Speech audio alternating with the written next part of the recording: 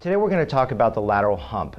What I thought about when I was doing this series is to sort of focus on different parts of the head, because I think it's very esoteric and we don't really understand what one part of the head does, one part of the other head does when I'm doing hair restoration. The lateral hump is an upside down U on the side of the head that is distinctly different from the center for many, many reasons. First of all, the shape. It actually is a upside down U shape in someone that is losing hair, and it continues to recede downward as we lose hair in an upside down U fashion until it just becomes confluent with the horseshoe on the back. The way that I actually create the recipient sites, or the sites that will accommodate the grafts, is completely different for the lateral hump in the central area. In the central area, which usually dominates most of our needs to do hair restoration, except for someone progressively bald, say someone in Norwood 5 or 6 that is beginning to recede on the sides, and obviously a 7, which would be very, very low.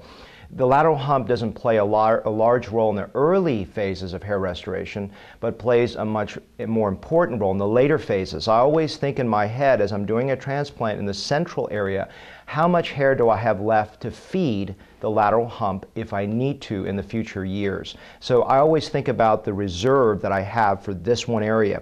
A lot of people look at a reserve for the crown, which I love to do. It's one of the most technically interesting areas to do and most beautiful.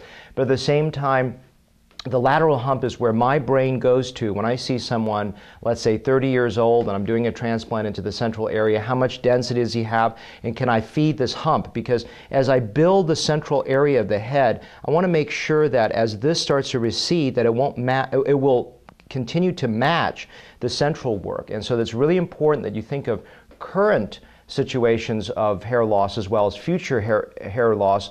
And the lateral hump is the area that I'm very, very focused on. The lateral humps is the area from this canthus, or the outer part of the eye, going outward. It's the area where if you look at someone doing what's called a comb-over, that you can see that it doesn't look right, and your eye doesn't know how it's telling it's a comb-over versus it's not a comb-over.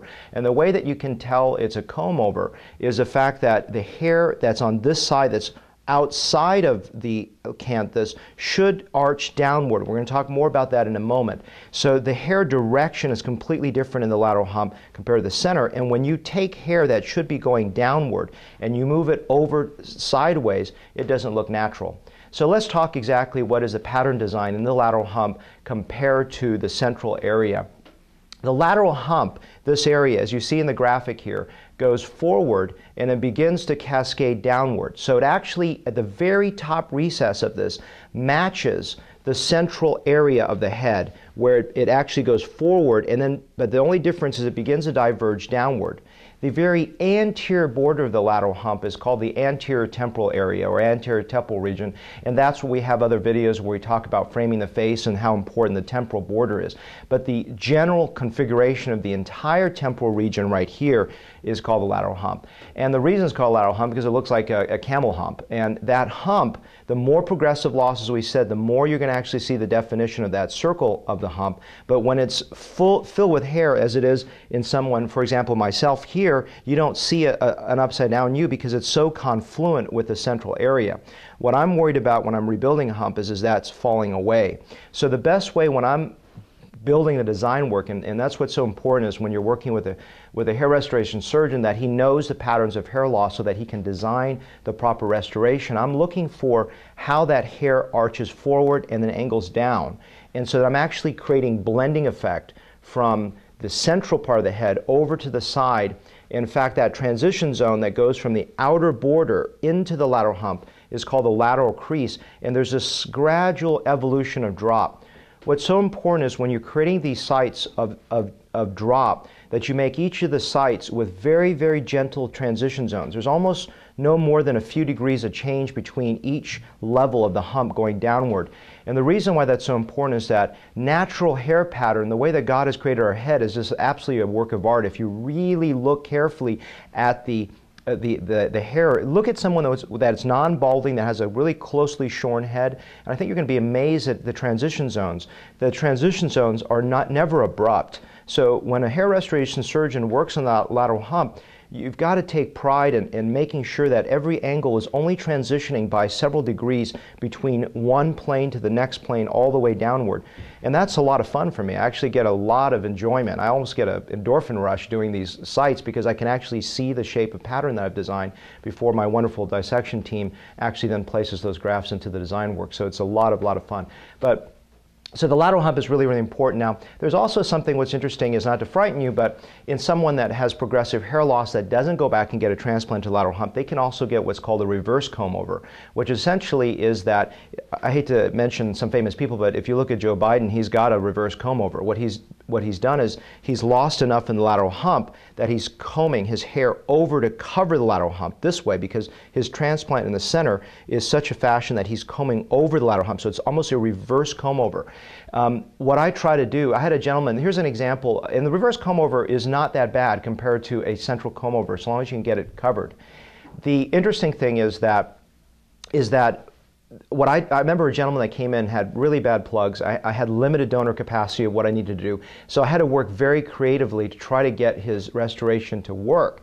So what I did in this situation is actually use the reverse comb-over as a way to create a great effect without necessarily using a lot of grafts. So I worked with most of my grafts at the left lateral hump where he had where it was exposed because his part combed this way, and I put fewer grafts on the right, so I allowed his comb-over to comb over it in a very natural way and just created a scatter zone so that you didn't see a bald spot on this side, and then worked on a lot of density on the left so that I could create the part in such a fashion that he would get maximal travel distance, which is called the Cascade Effect, for the hair going this way compared, if you think about it, if he combs this way over the right lateral hump, he's going to have greater capacity for that hair to travel and create more density. I can use every graft here for its maximal effect.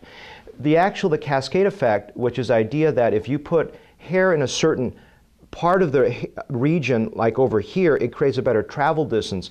It's a very important concept, so you can actually use the same number of grafts more effectively than another person, just distributing it haphazardly. Let me use an example in the lateral hump. When I work with the lateral hump, I work with a little bit more density toward the central upper region as a lower region with stronger grafts. The reason for that is those grafts travel a greater distance, so they actually have a double whammy effect compared to the grafts below it. So it's the same region when I work with the crown. I work with a greater degree of density on the upper arc of it than the lower arc, so that upper arc creates a lift effect when you're looking at a person from the front view, and it also arcs over to cover the bottom half. So the Cascade Effect in the lateral hump is using grafts wisely in your distribution so that you get maximal gains with minimal number of grafts, especially in someone that has had maybe multiple transplants, so that you can use those grafts effectively for maximal visual camouflage. So hopefully this concept of the idea of a lateral hump, it's a bit confusing, I know, if you're not in the world of hair restoration. Of course, I'd be more than honored to talk to you in person about how I could apply these concepts in you as an individual. But I just wanted to understand the complexity of hair restoration is not just sticking in sites and hoping for the best. It's truly designing a pattern that makes sense for every part of the head. In this case, we're talking about lateral hump and its importance, especially in later stage hair restoration.